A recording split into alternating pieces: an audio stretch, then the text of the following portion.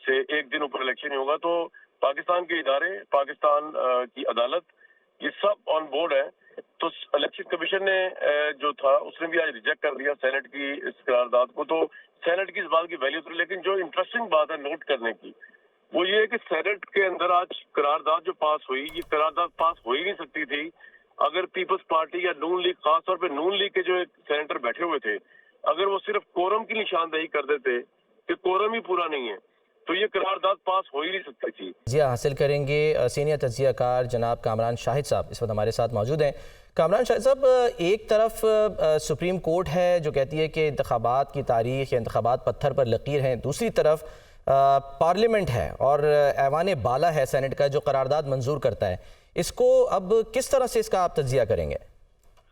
देखिए जी, सेनेट की इस करारदाद की वैसे तो कोई हैसियत नहीं है, क्योंकि उनके कहने से तो इलेक्शन ना होगा ना रिजेक्ट होगा। इस इलेक्शन में सुप्रीम कोर्ट ने डेट दी है तो ये कोई आम बात भी नहीं है, और सुप्रीम कोर्ट के चीफ जस्टिस जो हैं उनका बहुत क्लियर कट लाइन है कि इस इलेक्शन को एम्बिगुइटी में डालना या कंफ्यूजन फैलाना जो है वो भी उनके नजदीक जो है वो एक जुर्म है, और उन्होंने मीडिया को भी इसलिए रोक दिया था। अब आर्मी चीफ जो है उन्होंने भी बड़ा अश्योरिटी के साथ, जब वो मुल्क से बाहर थे, उन्होंने बिजनेस कम्युनिटी पाकिस्तान से खिताब किया और उन्होंने उस वक्त कहा कि 8 फरवरी से एक दिन ऊपर इलेक्शन नहीं होगा। तो पाकिस्तान के इदारे, पाकिस्तान की अदालत, ये सब ऑन बोर्ड है। तो इलेक्शन कमीशन ने जो था उसने भी आज रिजेक्ट कर दिया सेनेट की इस करारदाद को। तो सेनेट की इस बात की वैल्यू तो, लेकिन जो इंटरेस्टिंग बात है नोट करने की वो ये है कि सेनेट के अंदर आज करारदाद जो पास हुई, ये करारदाद पास हो ही नहीं सकती थी अगर पीपल्स पार्टी या नून लीग, खासतौर पे नून लीग के जो एक सेनेटर बैठे हुए थे, अगर वो सिर्फ कोरम की निशानदेही कर देते कि कोरम ही पूरा नहीं है, तो ये करारदाद पास हो ही नहीं सकती थी।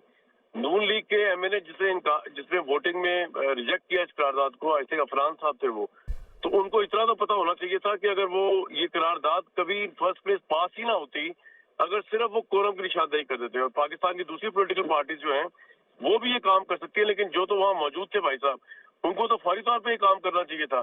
तो इससे बड़ा एक अजीब व गरीब से परसेप्शन उभरा है मेरे ज़हन में तो एटलीस्ट, कि क्यों पीएमएलएन के एमएनए ने या जो साहब वहाँ मौजूद थे उन्होंने कोरम की निशानदेही क्यों नहीं की?